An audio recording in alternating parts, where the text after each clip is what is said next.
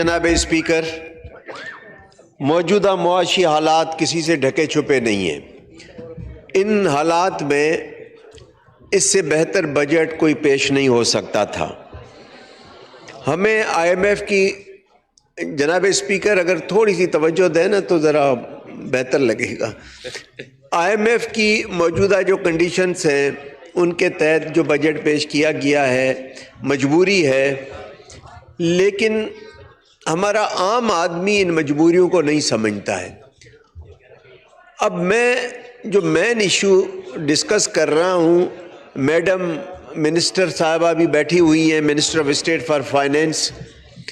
Madam ذرا توجہ تو دیں۔ سر، لسبیلا ضلع میرا حلقہ ہے، گوادر اور لسبیلا۔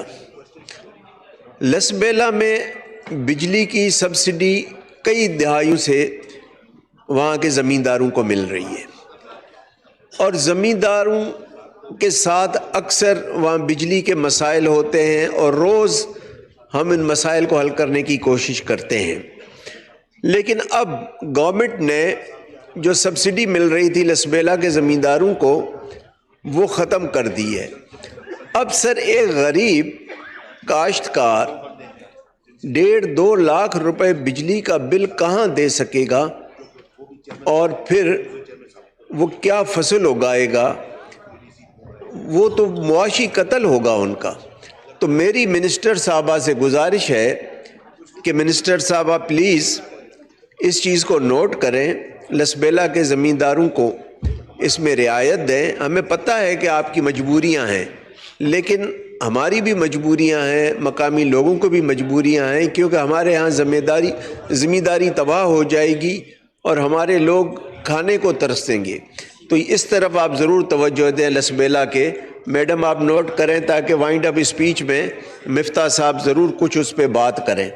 دوسرا، میں شکر گزار ہوں وزیر اعظم صاحب کا کہ انہوں نے گوادر کو اتنی اہمیت دی۔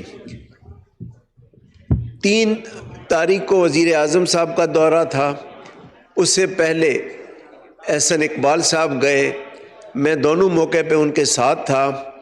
دیکھیے، گوادر تب ترقی کرے گا جب گورنمنٹ اس کی طرف توجہ دے گی، اور میں شکر گزار ہوں کہ وزیر اعظم صاحب نے آتے ہی 3-4 ہفتوں کے اندر گوادر کا دورہ کیا، اور جو گوادر کے لیے اعلانات کیے وہ اس بجٹ میں انہوں نے وہاں کے مقامی ماہی گیروں کے لیے شامل کیے، جس پر میں ان کا شکر گزار ہوں۔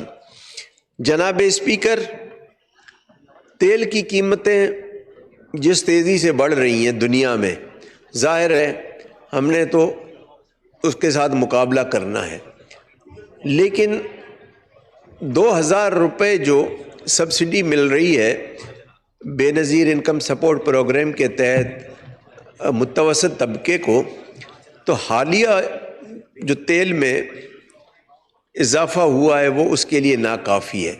تو میں منسٹر اسٹیٹ فائنینس سے گزارش کروں گا کہ اس کو بھی ریکنسیڈر کرے تاکہ تھوڑا اور بڑھایا جائے، تاکہ غریب پر بوجھ کم رہے۔ بہت شکریہ سر۔